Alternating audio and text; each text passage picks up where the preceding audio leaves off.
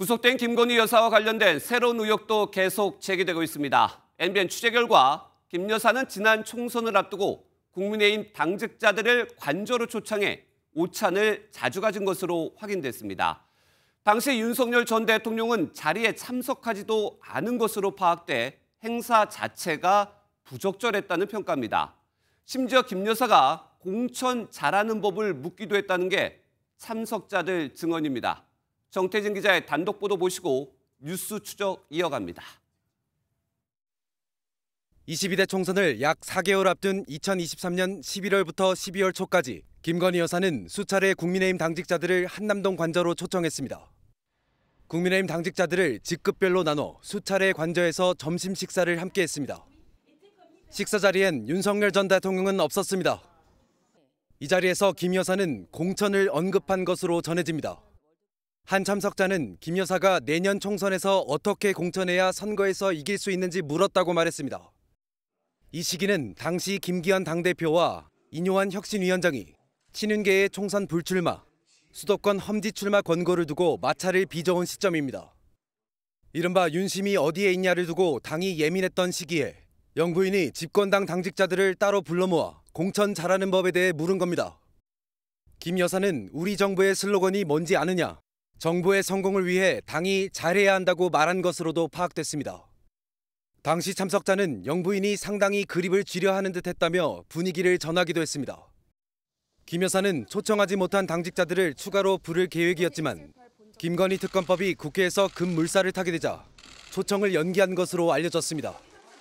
MBN 뉴스 정태진입니다. 네, 이 내용을 직접 취재한 정치부 정태진 기자와 조금 더 자세히 짚어보도록 하겠습니다. 정 기자, 영부인이 대통령 없이 당직자들을 관저로 초청했다. 글쎄요, 들어본 적이 없는 것 같은데 상당히 이례적이죠? 네, 우선 같은 보수 정권에 한해서만 살펴보면요. 네. 이명박 정부와 박근혜 정부 시절엔 대통령이 사무처 당직자를 초청해서 오찬이나 만찬을 함께한 사례는 있습니다. 하지만 영부인이 직접 대통령 없이 이런 자리를 가진 건 이례적이라는 게 정치권 인사들의 공통된 반응입니다. 국민의힘 관계자는 이런 경우는 처음이었다고 말했습니다. 대통령 없이 관저로 영부인이 초청한 것도 이례적인데 대화 내용이 공천과 관련해서 오갔다고 해요. 이것도 문제가 불거질 수 있잖아요. 네, 국민의힘 한 당직자는 이 사실이 외부에 알려지면 네. 김 여사의 당무 개입이라는 비판을 받을까 우려했다고 말했습니다.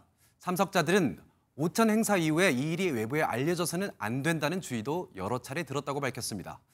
당시 대통령실도 보안에 상당히 신경을 쓴 것 같은데 복수의 오찬 참석자들에 따르면 식사 참석에 앞서서 휴대폰도 제출했다고 합니다. 네, 휴대폰까지 제출. 그러면 당무 개입 가능성의 공천 개입 의혹까지.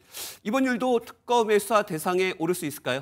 이번 행사만 놓고 법적으로 문제가 있다 이렇게 단정 짓기는 좀 어렵습니다. 네.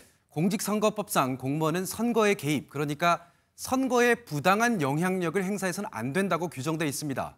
하지만 김건희 여사는 공무원은 아니죠. 네. 다만 김 여사가 공천을 놓고 윤석열 전 대통령과 논의를 했다면 이야기는 좀 달라질 수 있습니다. 아하. 대통령과의 공범 가능성을 전제로 수사가 진행될 수 있는 건데 특검의 수사 범위가 넓어진다면 이번 오찬의 성격에 대해서도 들여다볼 가능성은 있습니다. 네, 그렇다면 특검이 이 같은 의혹에 대해서도 수사를 이어갈지 지켜봐야겠습니다. 정태진 기자였습니다.